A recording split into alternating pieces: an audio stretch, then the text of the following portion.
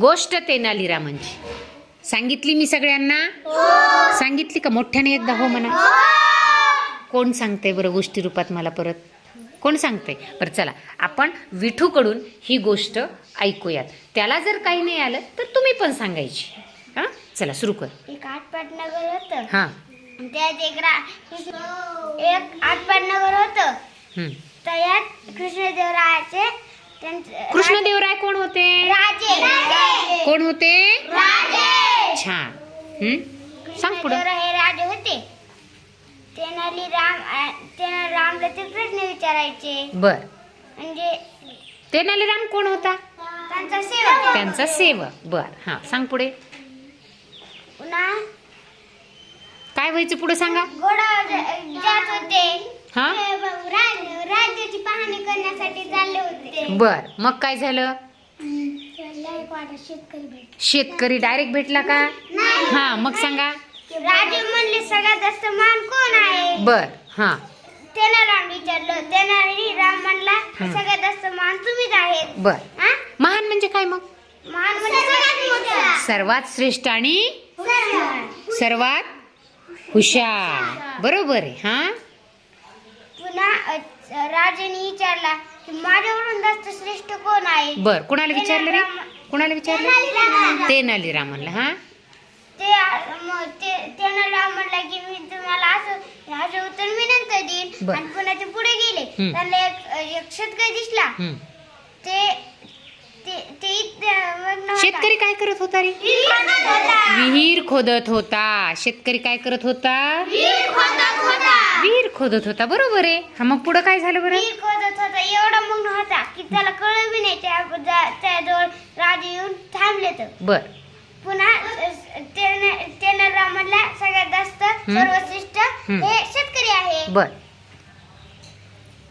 पुन्हा मग ते म्हणले त्यांना प्रश्न पडला कसं काय? कमून की ते म्हणजे आपलं सोडून ते दुसऱ्यांसाठी विहीर खोदत आहे. बर. तो कशामुळे श्रेष्ठ म्हणला तो? कमून की ते सगळ्यांसाठीच विहीर खोदत आहे. म्हणजे काय होत होतं? म्हणजे काय? याचा अर्थ काय? पाणी भेटावं म्हणून. सगळ्यांना पाणी भेटावं म्हणून. हा कोण काम करत होतं? शेतकरी दादा. तो सगळ्यांसाठी काम करत होता. म्हणजे काय? म्हणून तो महान होता का? नाही. हा मग सगळ्यांना पाणी भेटावं म्हणून. बर. याचा अर्थ काय? म्हणजे काय? तो स्वतःसाठी काम करत होता का? हा मग स्वतः सोडून दुसऱ्याचं बघत होता. दुसऱ्यासाठी तो काम करत होता. बरोबर आहे. बर. सांगा बरं मग पुढे काय झालं? पुन्हा मग राजाला प्रश्न पडला की माझ्यावरून मान कस काय आहे? त्यानं म्हणला की स्वतः सोडून. कोण म्हणलं माझ्यावर मान कस काय? शेतकरी. कोण म्हणलं? कोणते राजे? छान. कृष्णदेवराय. कोणाला म्हणाले? तेनालीरामांना. मग काय उत्तर दिलं बरं तेनालीरामांनी? राम म्हणला की सांगा. सगळ्यात स्वतः सोडून दुसऱ्यांचं हे करीत आहे तो. सांगा मला. स्वतः सोडून दुसऱ्यांचं हे करायला येते. हा मग तो शेतकरी का मोठा होता असं म्हणला? काऊन की ते सगळ्यांसाठी विहीर खोदत आहे. विहीर स्वतःसाठी खोदत होता का तो? नाही. तर कोणासाठी खोदत होता? दुसऱ्यांसाठी. म्हणून तो महान होता. बर. मग काय झालं पुढे? मग पुन्हा त्यांना राजांना पुन्हा ते तसे पुढे गेले. हा बर. मग काय झालं? सांगा सांगा सांगा. ज्याला जे आठवण ते सांगायचं. पुढे गेल्यावर काय झालं? ते दोघं बोलत गेले पुढे. हा मग काय झालं? बोलत बोलत पुढे गेले. बरोबर आहे अभि. पुढे काय झालं? कृष्णदेवरायांना त्याला रामची गोष्ट पटली. बर. कशामुळे पटली? तो चांगलं काम करत होता. कोणासाठी काम करत होता तो? स्वतःसाठी करत होता का? नाही. बर. मग यानंतर महाराजांनी काय बरं ठरवलं?